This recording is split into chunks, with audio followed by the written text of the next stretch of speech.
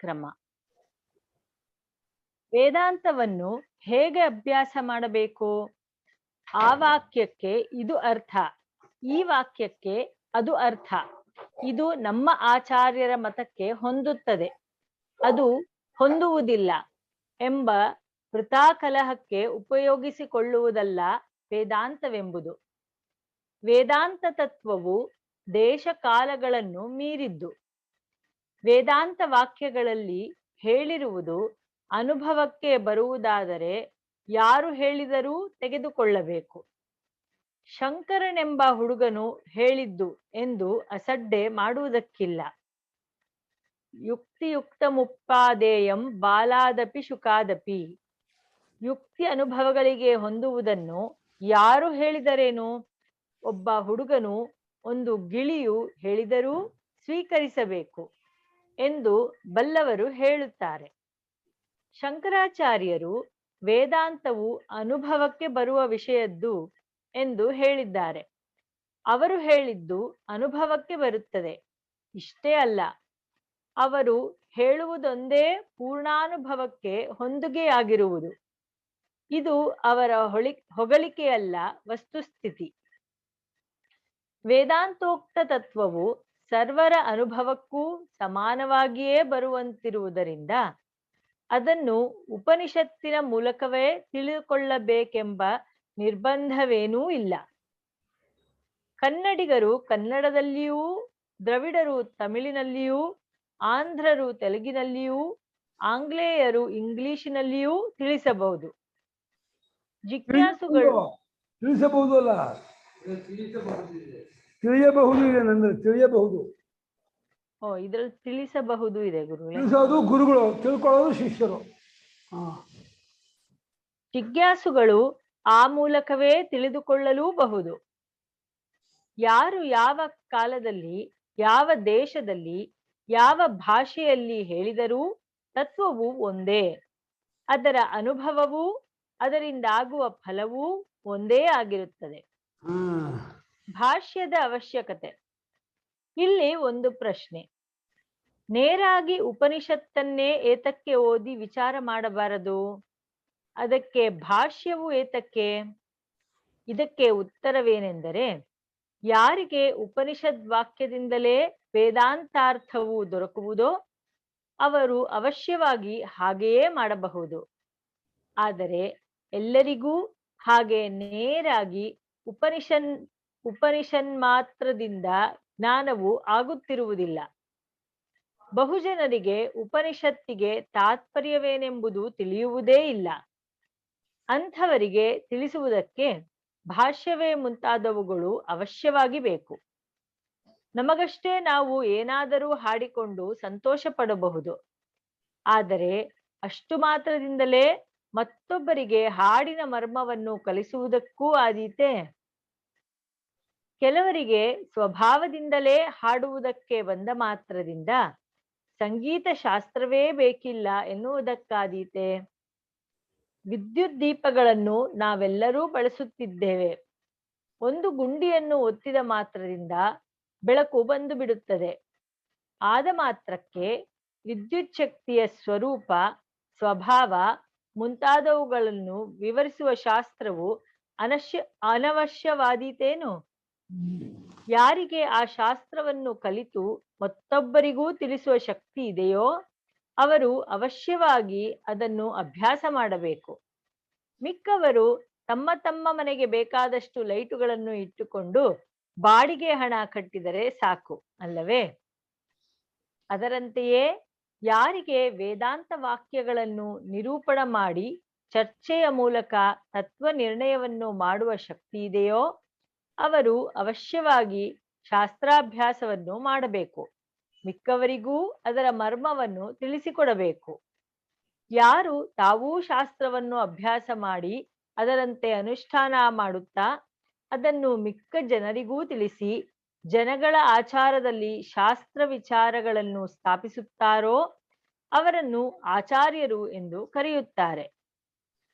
ಶಂಕರಾಚಾರ್ಯರು ವೇದಾಂತದ ಉಪದೇಶವನ್ನು ಹಾಗೆ ತಮ್ಮ ಅನುಭವಕ್ಕೆ ತಂದುಕೊಂಡು ತಮ್ಮ ಕಾಲದ ಜನರಿಗೂ ತಿಳಿಸಿಕೊಟ್ಟು ತಮ್ಮ ಭಾಷ್ಯಗಳ ಮೂಲಕ ಮುಂದಿನ ಜನರಿಗೆ ಅದರ ಪ್ರಯೋಜನವು ದೊರಕುವಂತೆ ಅನುಗ್ರಹಿಸಿದರು. ಆದ್ದರಿಂದ ಅವರು ಒಬ್ಬ ಮಹಾವೇದಾಂತಾಚಾರ್ಯರೆನಿಸಿಕೊಂಡಿರುತ್ತಾರೆ. ಆದರೆ ಎಲ್ಲರಿಗೂ ಹೀಗೆಯೇ ಶಾಸ್ತ್ರಾಭ್ಯಾಸವನ್ನು ಮಾಡಿಯೇ ಮಾಡಬೇಕೆಂಬ ಅವಶ್ಯಕತೆ ಏನೂ ಇಲ್ಲ. ಸಾಧಾರಣವಾದ ಮುಮುಕ್ಷುಗಳು ಸದ್ಗುರುಗಳನ್ನು ಶರಣು ಹೊಕ್ಕು ಅವರ ಉಪದೇಶದಂತೆ ನಡೆದುಕೊಂಡರೆ ಸಾಕು. ಅಷ್ಟರಿಂದಲೇ ತತ್ವಾನುಭವವು ಉಂಟಾಗಿ ಅವರು ಕೃತಕೃತ್ಯರಾಗುತ್ತಾರೆ. ಈಗಿನ ವಿಚಾರ ಕ್ರಮದಲ್ಲಿರುವ ದೋಷ. ಈಗಿನ ವೇದಾಂತ ಜಿಜ್ಞಾಸುಗಳಲ್ಲಿ ಅನೇಕರಿಗೆ ಉಪನಿಷತ್ತೂ ಬೇಡ, ಸೂತ್ರವೂ ಬೇಡ, ಭಾಷ್ಯವೂ ಬೇಡ. ಯಾವುದೋ ಒಂದು ಪ್ರಕರಣ ಸಂಸ್ಕೃತವೋ ಕನ್ನಡವೋ ತೆಲುಗೋ ಒಂದು ಗ್ರಂಥ ಇದ್ದರೆ ಸಾಕು. ಅದರ ಅವಲಂಬನೆಯಿಂದ ಅದರ ಉಪದೇಶದಲ್ಲಿ ಹೆಚ್ಚಿನ ಅಭಿಮಾನವು ಹುಟ್ಟಿ ಒಬ್ಬರೊಡನೊಬ್ಬರು ಹೊಡೆದಾಡುತ್ತಾರೆ. ವೇದಾಂತ ವಿಚಾರದ ಸರಣಿ ಹೀಗಲ್ಲ. ನಮ್ಮ ಊರಿನಲ್ಲಿ ಹೊಳೆಯಿಂದ ನಲ್ಲಿಯ ನೀರು ಬಂದರೆ ಎಲ್ಲರ ಊರಿನಲ್ಲಿಯೂ ಹೊಳೆಯಿಂದಲೇ ಬರಬೇಕು ಎಂದು ತರ್ಕ ಮಾಡುವಂತೆ, ಒಂದು ಗ್ರಂಥದಿಂದ ನನಗೆ ತಿಳುವಳಿಕೆ ಉಂಟಾದರೆ ಎಲ್ಲರಿಗೂ ಅದರಿಂದಲೇ ಆಗಬೇಕು ಎಂದು ಹಠ ಹಿಡಿಯುವುದು ಎಂದಿಗೂ ಸರಿಯಲ್ಲ. ಇನ್ನೊಂದು ವಿಷಯ, ವೇದಾಂತದಲ್ಲಿ ಬಹುಜನ ಮತ ಅಂದರೆ ಮೆಜಾರಿಟಿ ಏನು ಪ್ರಧಾನವಲ್ಲ. ಅದು ರಾಜಕೀಯ ವಿಚಾರಕ್ಕೆ ಮಾನ್ಯವಾಗಿರಬಹುದು, ತತ್ವಕ್ಕೆ ಹಾಗಿಲ್ಲ. ಸುಷುಪ್ತಿಯಲ್ಲಿ ಅವಿದ್ಯೆ ಇದೆ ಎಂದು ಅನೇಕರು ಹೇಳುತ್ತಾರೆ, ಆದ್ದರಿಂದ ಇದೆ ಎಂಬ ರೀತಿಯ ತರ್ಕವು ಬಹುಮತವನ್ನ ಅವಲಂಬಿಸಿರುತ್ತದೆ, ಅನುಭವವನ್ನಲ್ಲ. ಸುಷುಪ್ತಿಯ ಅನುಭವ ಹೇಗಿದೆ? ಅವಿದ್ಯೆ ಎಂದರೇನು? ಅದು ಸುಷುಪ್ತಿಯಲ್ಲಿದೆ ಎಂಬ ಅನುಭವವುಂಟೇ ಇಲ್ಲವೇ ಎಂದು ವಿಚಾರ ಮಾಡಬೇಕು. ಉಂಟೆಂದು ಅನುಭವವಿದ್ದರೆ ಹಾಗೆಂದು ಯಾವನೊಬ್ಬನು ಹೇಳಿದರೂ ಅವಶ್ಯವಾಗಿ ಒಪ್ಪಬೇಕು. ಇಲ್ಲದಿದ್ದರೆ ಎಷ್ಟು ಜನರು ಇದೆ ಎಂದರೂ ಒಪ್ಪಬಾರದು, ಅಷ್ಟೆ. ಅನುಭವ ಎಂದರೇನು? ಅನುಭವವೆಂದರೇನು? ಇದು ನಮ್ಮ ಅನುಭವ, ಆದ್ದರಿಂದ ನಾವು ಒಪ್ಪುತ್ತೇವೆ ಎಂಬ ರೀತಿಯ ವಾದವು ಸರಿಯಲ್ಲ. ಏಕೆಂದರೆ ಅನುಭವವೆಂದರೇನು? ಯಾವನೋ ಒಬ್ಬನಿಗೆ ಯಾವಾಗಲೋ ಒಂದು ಸಲ ಆಗುವ ವೇದನೆಯು ಇಲ್ಲಿ ಅನುಭವ ಎಂಬ ಶಬ್ದಕ್ಕೆ ಅರ್ಹವಲ್ಲ. ಹಸಿವು, ಸಿಟ್ಟು ಮುಂತಾದವುಗಳನ್ನು ಇಲ್ಲಿ ಅನುಭವವೆಂದಿಲ್ಲ. ಎಲ್ಲರಿಗೂ ಒಂದೇ ವಿಧವಾಗಿ ಆಗುವ ಅರಿವು ಅನುಭವ.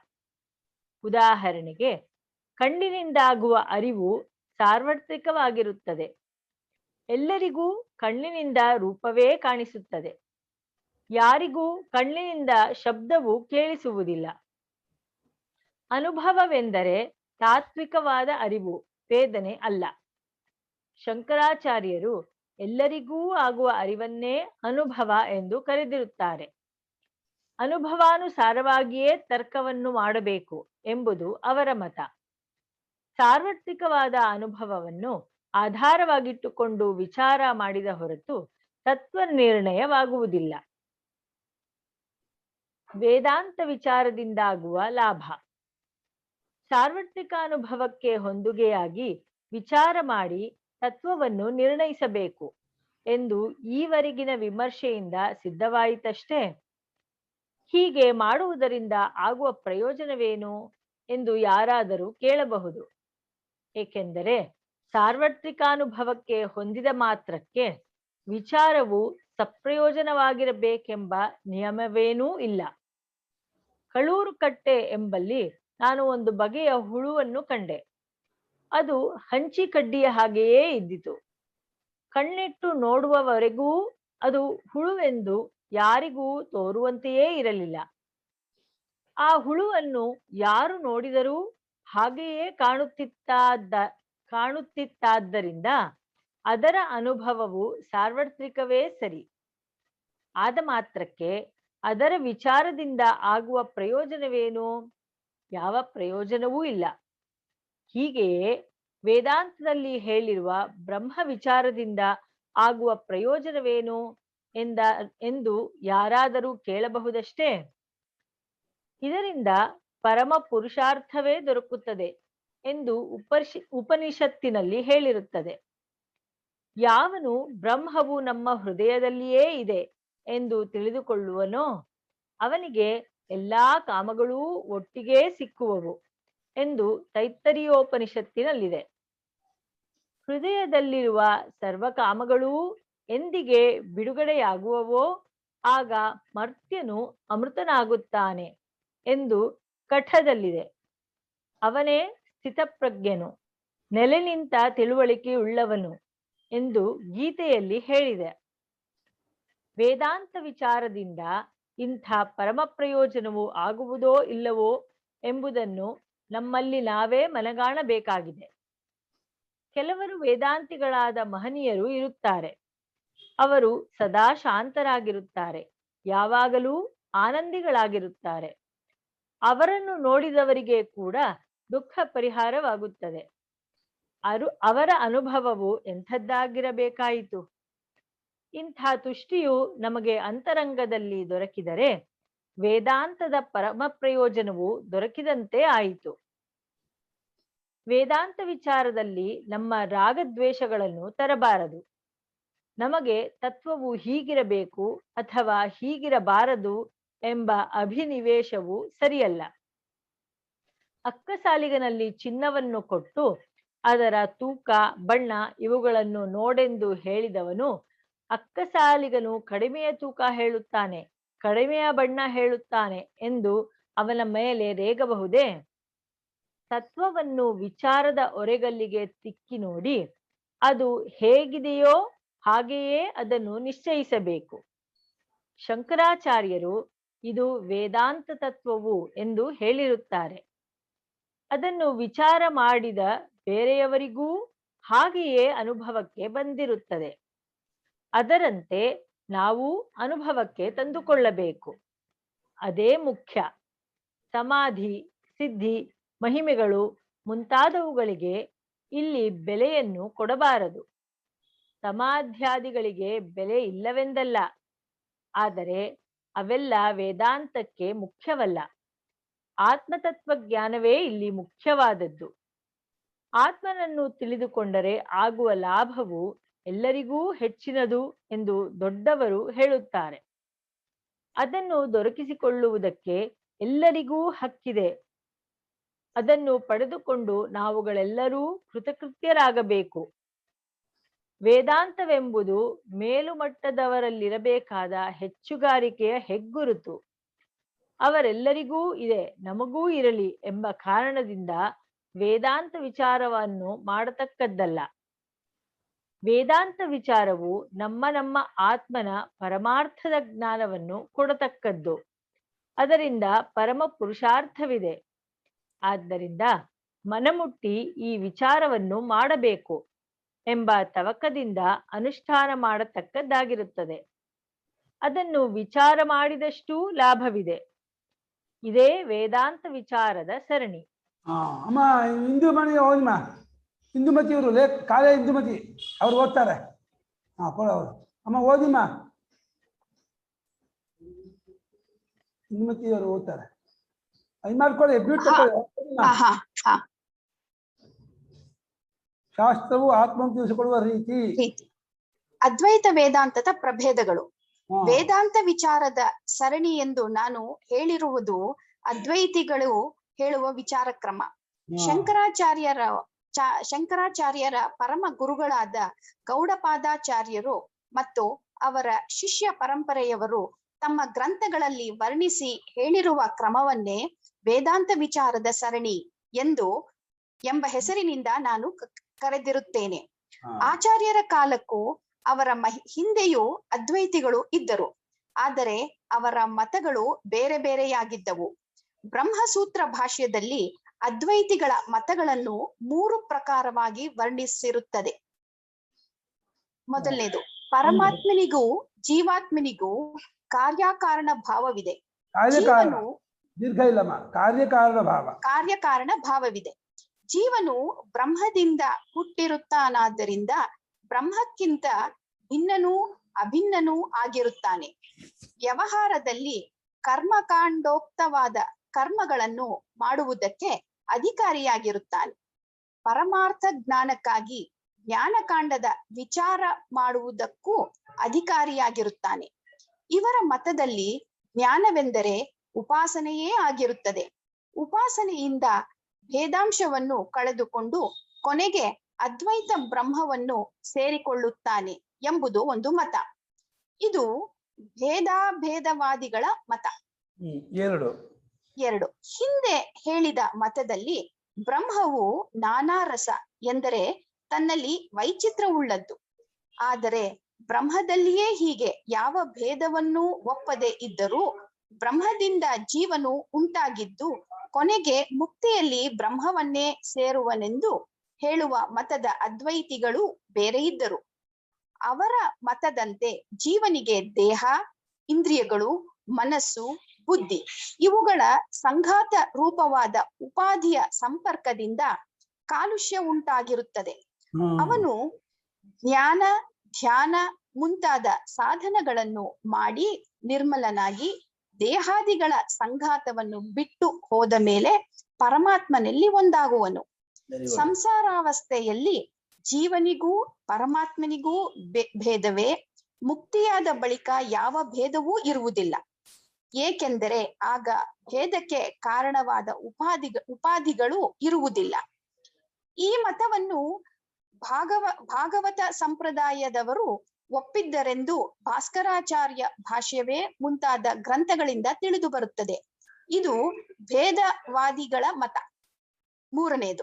ಮೂರನೆಯ ಪ್ರಕಾರದವರ ಮತದಲ್ಲಿ ಪರಮಾತ್ಮನೇ ಜೀವಭಾವದಿಂದ ಇದ್ದುಕೊಂಡಿರುತ್ತಾನೆ.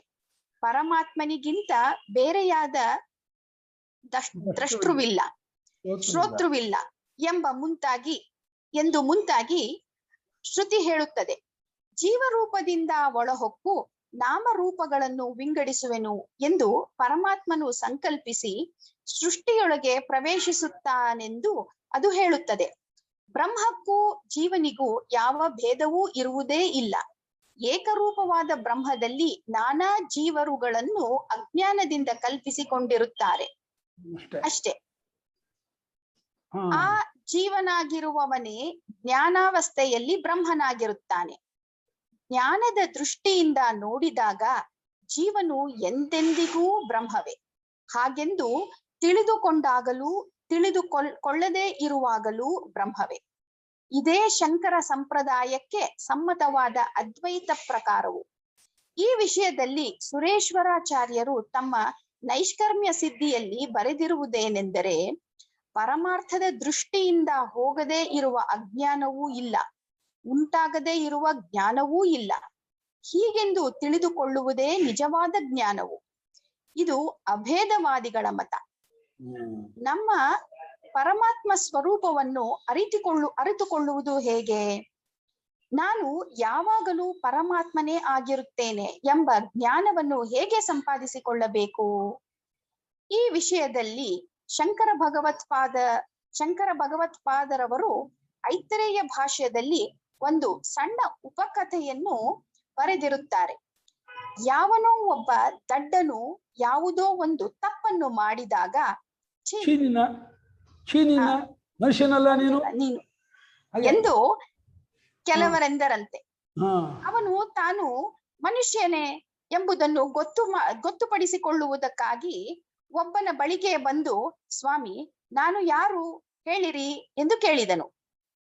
ಇವನ ದಡ್ಡತನವನ್ನು ತಿಳಿದ ಅವನು ಕ್ರಮವಾಗಿ ಇದನ್ನು ತಿಳಿಯ ಹೇಳುವೆನು ಎಂದು ಉಪಕ್ರಮಿಸಿ, ನೀನು ಗಿಡವಲ್ಲ, ಮರವಲ್ಲ, ಪ್ರಾಣವಲ್ಲ ಎಂದು ಒಂದೊಂದನ್ನಾಗಿ ಅಲ್ಲಗೆಳೆದು, ನೀನು ಅಮನುಷ್ಯನಲ್ಲ ಎಂದು ಸುಮ್ಮನಾದನು. ಆಗ ಆ ದಡ್ಡನು, ಏನು ಸ್ವಾಮಿ, ನಾನು ಯಾರು ಎಂಬುದನ್ನು ಹೇಳಲೇ ಇಲ್ಲವಲ್ಲ ಎಂದು ಮತ್ತೂ ಕೇಳಿದನಂತೆ. ನಮ್ಮ ಆತ್ಮನನ್ನು ತಿಳಿದುಕೊಳ್ಳಬೇಕೆಂದು ನಾವು ಕೇಳುವ ಪ್ರಶ್ನೆಯು ಇಂಥದ್ದೇ ಎಂದು ಆಚಾರ್ಯರು ಹೇಳಿರುತ್ತಾರೆ. ಅಮನುಷ್ಯನಲ್ಲ ಗೊತ್ತಾಗ್ಬೇಕಾಯ್ತು. ಮನುಷ್ಯನಲ್ಲ ಅಂತೇನಲ್ಲ, ಅಮನುಷ್ಯನಲ್ಲ ಅಂದ್ರೆ ಆವಾಗ ಗೊತ್ತಾಗದ ಮೇಲೆ ನೀವು ಮನುಷ್ಯ ಅಂದಾಗಲೂ ಅವನು ಗೊತ್ತಾಗಲ್ಲ ಅಂತ ಭಾಷ್ಯಕಾರ ಬಂದಿದ್ದಾರೆ. ಮನುಷ್ಯನಲ್ಲ ಅಂತೇನಲ್ಲ ಅಂದ್ರೆ ಮನುಷ್ಯ ಅಂತ ತಿಳ್ಕೊಬೇಕಾಗಿತ್ತು. ಆಗ ಅವನು ಏನು ತಿಳಿಸ್ಕೊಡ್ಲೇ ಇಲ್ವಲ್ಲ ಅಂತ ಮತ್ತೆ ಕೇಳ್ತಾ ಇದ್ದಾನೆ. ಮತ್ತೆ ಶ್ರುತಿ ನಮ್ಗೆ ಹೇಳ್ತಿದ್ದು ನಮ್ಗೆ ಗೊತ್ತಾಗ್ತಿಲ್ಲ ಅಂತ ಇದ್ದಾರೆ. ಹಾ, ಓದಿ. ಈ ಕಥೆಯ ಅಭಿಪ್ರಾಯವೇನೆಂದರೆ, ಶ್ರುತಿಯು ಆತ್ಮಸ್ವರೂಪವನ್ನು ಆತ್ಮಧರ್ಮ ಅತಧರ್ಮ ನಿವರ್ತನದಿಂದ ಅತಧರ್ಮ ನಿವರ್ತನದಿಂದ ಆತ್ಮನ ಧರ್ಮವಲ್ಲದ್ದನ್ನು ನಿಷೇಧಿಸುವುದರಿಂದ ತಿಳಿಸುತ್ತದೆ. ನಮ್ಮ ಆತ್ಮನಲ್ಲಿ ನಾವು ಕಲ್ಪಿಸಿಕೊಂಡಿರುವ ಯಾವ ಧರ್ಮವೂ ಆತ್ಮನಲ್ಲಿಲ್ಲವೆಂದು ತಿಳಿಸುವುದೇ ಶಾಸ್ತ್ರದ ಕೆಲಸ. ನಮ್ಮ ಆತ್ಮನು ನಮ್ಮ ಸ್ವರೂಪವೇ ಆಗಿರುವುದರಿಂದ ಅದನ್ನು ಮತ್ತೆ ಬೇರೆ ಹೇಳಬೇಕಾದದ್ದೇನೂ ಇರುವುದಿಲ್ಲ.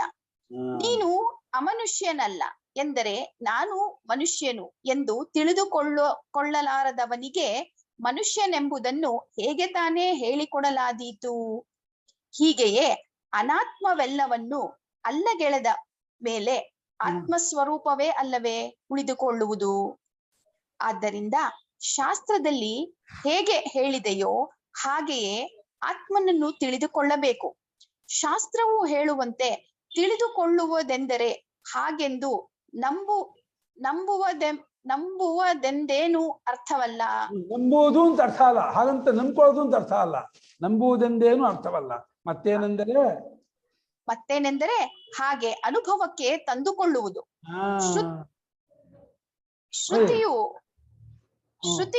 ಶ್ರುತಿ ಎಂಬ ಕಾರಣದಿಂದ ಪ್ರಮಾಣವಲ್ಲ, ಅದು ಹೇಳಿದಂತೆಯೇ ಅನುಭವಕ್ಕೆ ಬರುವುದರಿಂದಲೇ ಅದು ಪ್ರಮಾಣವು.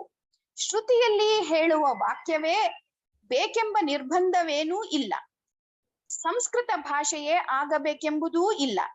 ಆದರೆ ಆತ್ಮಸ್ವರೂಪವನ್ನು ತಿಳಿದುಕೊಳ್ಳುವುದು ಮಾತ್ರ ಶಾಸ್ತ್ರದಲ್ಲಿ ಹೇಳಿರುವಂತೆಯೇ ಆಗಬೇಕು.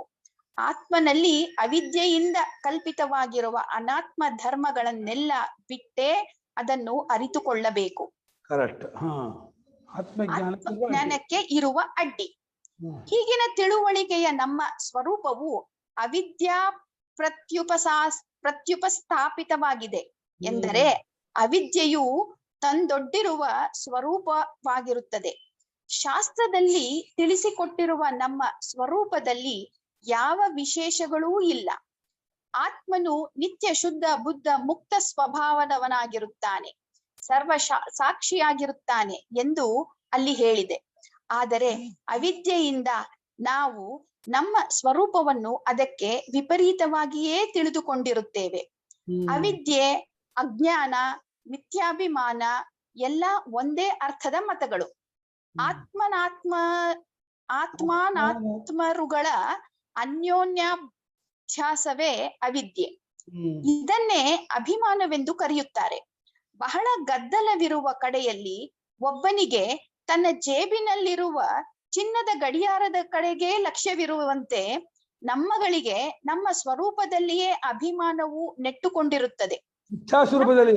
ನಮ್ಮ ಮಿಥ್ಯಾಸ್ವರೂಪದಲ್ಲಿ ನಮ್ಮಗಳಿಗೆ ನಮ್ಮ ಮಿಥ್ಯಾಸ್ವರೂಪ ಇಲ್ವಾ? ಮಿಥ್ಯಾಸ್ವರೂಪ ಆಗ್ಬೇಕು ನಮ್ಮಗಳಿಗೆ. ನಮ್ದು ಆಗಿದೆ ಈ ಪುಸ್ತಕದಲ್ಲಿ ಮಿಥ್ಯಾಸ್ವರೂಪದಲ್ಲಿಯೇ ಅಭಿಮಾನ ನೆಟ್ಕೊಂಡಿದೆ. ಸ್ವರೂಪದಲ್ಲಿ ನೆಟ್ಕೊಂಡಿದೆ ಸರಿಯಾಗಿತ್ತು, ಮಿಥ್ಯಾಸ್ವರೂಪದಲ್ಲಿ ನೆಟ್ಕೊಂಡ್ಬಿಟ್ಟಿದೆ. ಮಿಥ್ಯಾ ಸೇರಿಸ್ಕೋಬೇಕು, ಬಿಟ್ಟೋಗಿದೆ. ನಮ್ಮ ನಿತ್ಯ ಶುದ್ಧ ಬುದ್ಧ ಮುಕ್ತ ಸ್ವಭಾವದಲ್ಲಿ ಇಂಥ ತಪ್ಪು ತಿಳುವಳಿಕೆಯ ಅಭಿಮಾನವು ಬರಬಾರದಲ್ಲ ಎನ್ನುವುದಕ್ಕಿಲ್ಲ. ಈ ಅಭಿಮಾನವು ಯಾವುದೋ ಒಂದು ದೇಶದಲ್ಲಿ ಇದ್ದುಕೊಂಡು ಬಿಟ್ಟಿದೆ. ಅಲ್ಲ, ಯಾವುದೋ ಒಂದು ದೇಶದಲ್ಲಿ ಒಂದು ಕಾಲದಲ್ಲಿ ಬಂದಲ್ಲ ಅಲ್ವಾ? ಬಿಟ್ಬಿಟ್ರಮ್ಮ. ಈ ಅಭಿಮಾನವು ಯಾವುದೋ ಒಂದು ದೇಶದಲ್ಲಿ ಯಾವುದೋ ಒಂದು ಕಾಲದಲ್ಲಿ ಬಂದದ್ದಲ್ಲ, ಸಹಜವಾಗಿ ಅನಾದಿ ಕಾಲದಿಂದಲೂ ಇದ್ದುಕೊಂಡು ಬಿಟ್ಟಿದೆ. ಅಷ್ಟು ಬಿಟ್ಟೋಗಿದ್ಯಾ? ಬಿಟ್ಟೋಗಿದೆ ಅಲ್ಲಿ. ಓ, ಹಾಗೆ ಬರ್ಕೋಬೇಕು. ಈ ಅಭಿಮಾನವು ಯಾವುದೋ ಒಂದು ದೇಶದಲ್ಲಿ ಅಥವಾ ಒಂದು ಕಾಲದಲ್ಲಿ ಬಂದದ್ದಲ್ಲ, ಸಹಜವಾಗಿ ಅನಾದಿ ಕಾಲದಿಂದಲೂ ಇದ್ದುಕೊಂಡು ಬಿಟ್ಟಿದೆ. ಹಾಗೆ ಇದು ಯಾವಾಗ ಎಂದು ನಮಗೆ ಬಂತು ಎಂಬುದೇನೂ ನಮಗೆ ಗೊತ್ತಾಗಿರುವುದಿಲ್ಲ. ಇದನ್ನು ನಾವು ಹಿಡಿದುಕೊಂಡಿದ್ದೇವೆ ಎನ್ನುವುದಕ್ಕಿಂತ ಇದೇ ನಮ್ಮನ್ನು ಹಿಡಿದುಕೊಂಡು ಬಿಟ್ಟಿದೆ ಎನ್ನುವುದು ಯುಕ್ತವಾಗಿರುತ್ತದೆ. ದೇಹ ನಾನು ತಿಳ್ಕೊಬಿಟ್ಟು ದೇಹ ನಮ್ಮನ್ನು ಹಿಡ್ಕೊಂಡ್ಬಿಟ್ಟಿದೆ. ಕರೆಕ್ಟ್. ಮತ್ತೊಬ್ಬರಿಂದ ಅವಿದ್ಯಾವಂತರೆಂದು ಏತಕ್ಕೆ ಅನ್ನಿಸಿಕೊಳ್ಳುವುದು ಎಂದು ದೇಹೇಂದ್ರಿಯಾದಿಗಳು ನಾನಲ್ಲ ಎಂದು ಬೇಕಾದರೆ ನಾವು ಹೊರಗೆ ಹೇಳಿಕೊಳ್ಳಬಹುದು. ಆದರೆ ಹಾಗೆ ಹೇಳುವಾಗಲೂ ಅದು ನಮ್ಮನ್ನು ಹಿಡಿದುಕೊಂಡೇ ಇರುತ್ತದೆ. ಇದು ಅವಿದ್ಯೆ ಎಂದು ಅವಿದ್ಯೆಯ ಸ್ಥಿತಿಯಲ್ಲಿ ಗೊತ್ತಾಗುವುದೇ ಇಲ್ಲ. ಗೊತ್ತಾದರೆ ಅದು ಅವಿದ್ಯೆಯೇ ಆಗಲಾರದು. ಆದ್ದರಿಂದಲೇ ಆಚಾರ್ಯರು ಪಂಡಿತ ಅವಿದ್ಯೇತಿ ಮನ್ಯಂತೆ, ಪಂಡಿತರು ಇದನ್ನು ಅವಿದ್ಯೆ ಎನ್ನುತ್ತಾರೆ ಎಂದಿರುತ್ತಾರೆ. ದೊಡ್ಡವರಿಗೆ ಅದು ಅವಿದ್ಯೆ, ನಮಗೆ ಅದು ಅವಿದ್ಯೆ ಅಲ್ಲ. ಆಯ್ತು, 11:30 ಆಯ್ತು. ಚೆನ್ನಾಗಿ ಓದಿದಮ್ಮ, ತುಂಬಾ ಚೆನ್ನಾಗಿ ಓದಿದ್ರಿ.